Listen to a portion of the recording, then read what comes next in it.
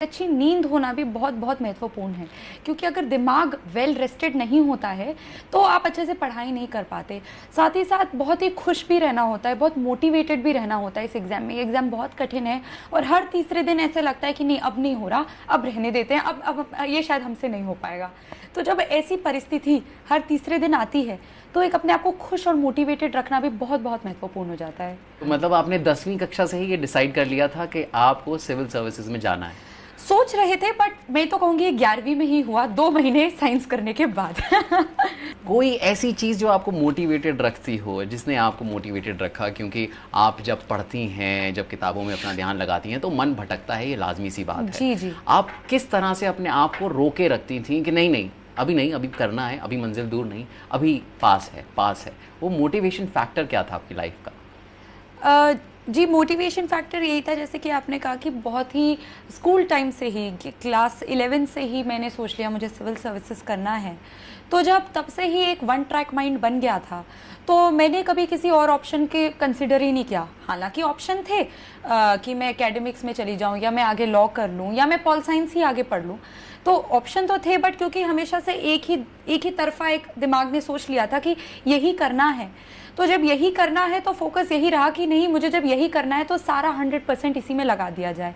साथ ही साथ mummy papa motivate करते रहे। जब भी लगा कि नहीं अब नहीं हो रहा, तो उन्होंने कहा नहीं बेटा, आप पढ़ाई में अच्छे हैं, आप कर सकते हैं, आप लगे रहिए। तो ये मोटिवेशन और एक जो सेल्फ मोटिवेशन रहा कि नहीं, जब हमेशा सोचा ही यही था तो अब हाथ खड़े करने से क्या फ़ायदा, जितना हो सके लगा दें इसमें। और आपने हरियाणा कैडर चुना है, तो कोई खास वजह हरियाणा चुनने के लिए? जी, 2 वजहें हैं। एक पर्सनल रीज़न है और एक प्रोफेशनल रीज़न है।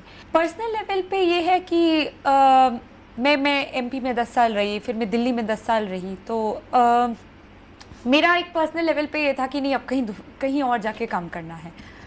पर मेरे फैमिली और मेरी सिस्टर की भी एजुकेशन दिल्ली से ही होनी है, तो एक पर्सनल लेवल पे मेरे पेरेंट्स ने बोला कि नहीं, घर के पास भी रहिए।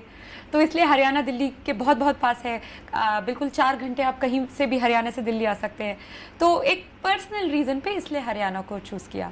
और अगर प्रोफेशनल रीज़न पे बात करें तो मैंने जैसे कि कहा कि जेंडर इक्वालिटी और जो भी वैल्यूज़ मेरी फैमिली और मेरे कॉलेज ने दी हैं, तो महिलाओं से जुड़े मुद्दे कुछ ऐसे हैं जो बिल्कुल एक महिला होते हुए बहुत दिल को छूते हैं, और मैं भी एवरीडे पे ऐसी चीज़ों को फेस करती हूँ।